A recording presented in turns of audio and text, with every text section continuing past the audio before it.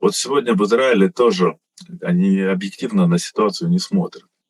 Да, тактически ситуация у Ирана гораздо хуже. У них меньше вооружения, они не могут наносить такие точные удары. Могут наносить, да, кое-какие удары прошли, куда Иран рассчитывал, но, естественно, не в таком состоянии, не в таком качестве, как Израиль, который вольготно чувствует в иранском небе, ПВО разрушено. Израильский Моссад вольготно себя чувствует в Иране. Иран тоже может кое-что в Израиле, но гораздо хуже. Но при этом в Израиле не понимают, что их ставка на Соединенные Штаты. Пока сильны Соединенные Штаты, Израиль как американская прокси, форпост на Ближнем Востоке, который выполняет ряд важных функций для Соединенных Штатов, чувствует себя в безопасности. Но если посмотреть тенденцию влияния Соединенных Штатов падает, если Иран сохранится, а беды и обиды, нанесенные Израилем, будут множиться и накапливаться, то рано или поздно Соединенные Штаты, которые уходят и собираются уйти из Европы, будут вынуждены уходить из Израиля. И для Израиля это будет конец. Вот такая же ситуация по европейским странам. Им бы поменять свои подходы, выстроить нормальные, равноправные отношения с Российской Федерацией, дружеские, перелистнуть страницу, поменять этих лидеров, которых... Причем власть-то меняется в Европе. Одних убрали, других поставили, провели выборы. На них списали все беды. И стройте нормальное добрососедское партнерство с Россией. Зачем дальше и дальше закручивать этот узел? Но видите как, вот те лидеры, вот как Нетаньяху, он связал свою судьбу с вечной войной. Пока идет война, Газа, Сирия, Иран, Ливан, пока он находится во власти. Там, у него непрерывные скандалы, непрерывно стоит, поднимает вопрос об его отставке.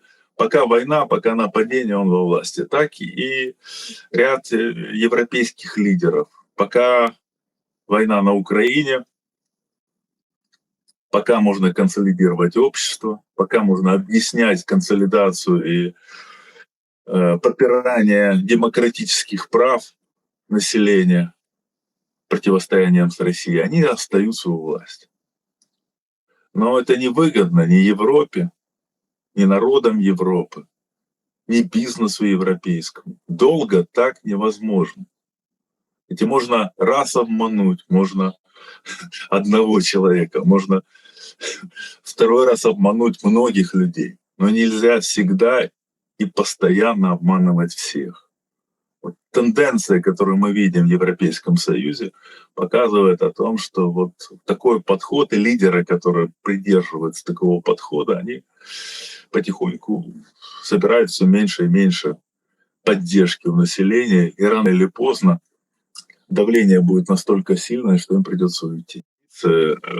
У ряда политиков, которые делают антиукраинские заявления, а потом тихонько помогают Украине, это как раз связано с тем, что точка зрения помощи Украины не находит поддержки у избирателей, но находит поддержку у элит.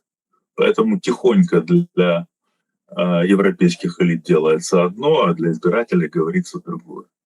Долго такая позиция, как я уже говорил, долго так вести себя не получится. Это будет вытекать в СМИ, это будут использовать их конкуренты. Рано или поздно ситуация поменяется. Здесь России надо выстоять. Ну и надо помнить, знаете, что вот Соединенные Штаты нанесли удары по Японии ядерным оружием. Но там в Японии это был даже долгое время культ Соединенных Штатов, сейчас чуть успокоилось. Как так можно? быть врагом, убивать японцев, принести немыслимые страдания, и в то же время среди молодежи, среди японцев американская культура была долгое время культовой, и образ Соединенных Штатов был такой очень положительный. За счет того, что образ жизни американский и стандарты жизни были выше, чем Япония. Поэтому можно победить во всех войнах, но взаимоотношения стран и народов в большей степени в долгосрочной политике, в перспективе будут выстраиваться за счет того, насколько Россия, Беларусь, Украина, Польша, Израиль, другие страны смогут создать у себя условия для проживания населения. Если Россия и когда Россия станет опять великой, когда у нас будет супер зарплата, супер дороги, отношения, безопасность жизни, соблюдение прав, не надо будет